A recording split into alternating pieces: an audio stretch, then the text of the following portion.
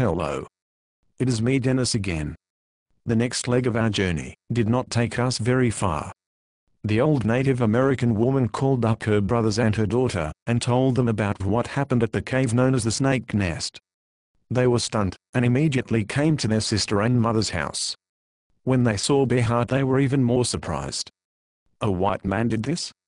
Beart, who had been drinking most of the morning, told them about his experiences at Dulce, New Mexico, and the two Native American shamans, one man and one woman who he had lived with, and that woman had helped him, and another to perform a 6-month dream ceremony. Beart also told them about his Bear clan, his Germanic shaman lineage, and how he had been saved from walking the path of a Wendigo by taking some astral, I guess you could call it, medicine from the native shaman he was to meet soon after. They all looked at each other, and one finally said, "Well, son of Thor, I believe you. Let us go and see the cave together. I know a medicine man that lives about an hour away, and I will call him, and have him go with us." Beart and I went outside, and he taught me a set of static arm balancing postures. He said that it comes from the Russian circus, that a lot of their tumblers and contortionists use the exact same method. I had told Beart that I wasn't as strong as I wanted to be.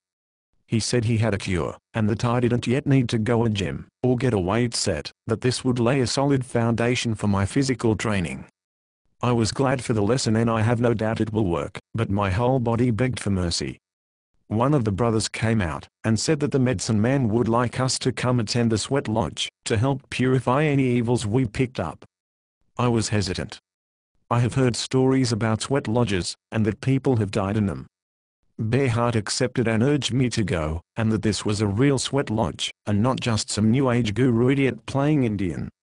The brother told Beart that his people were close to the spirits, and that what he had done had given the medicine man the courage to call a few of his own lodge together, and seal the entrance to the cave with their ways, and serving the astral connection to the spirit world that had been formed for so long, and with fear.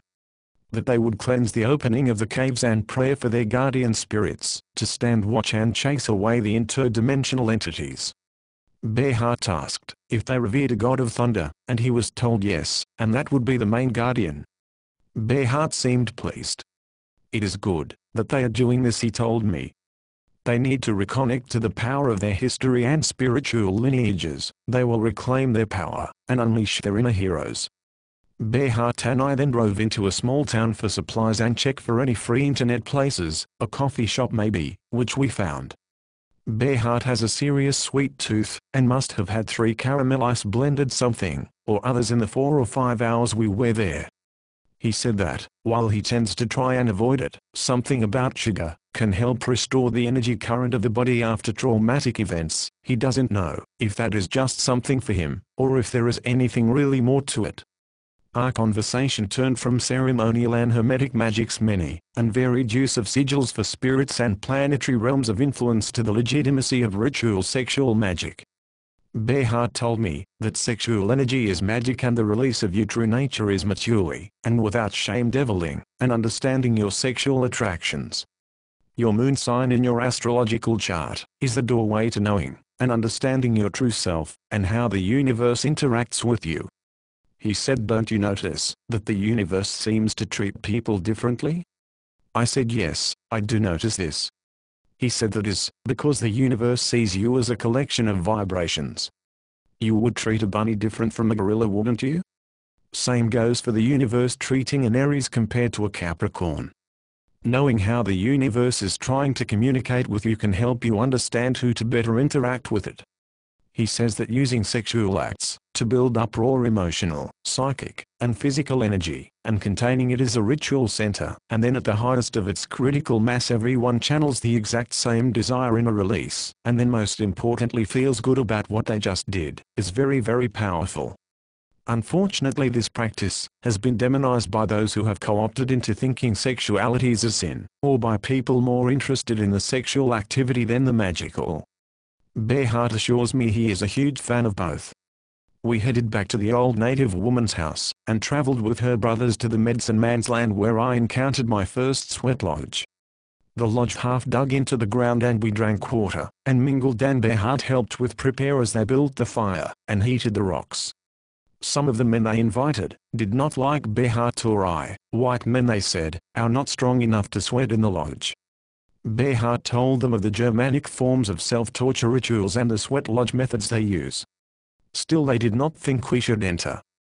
Beart said he would respect their wishes, and did not want to spoil the sacredness of this practice with hard feelings.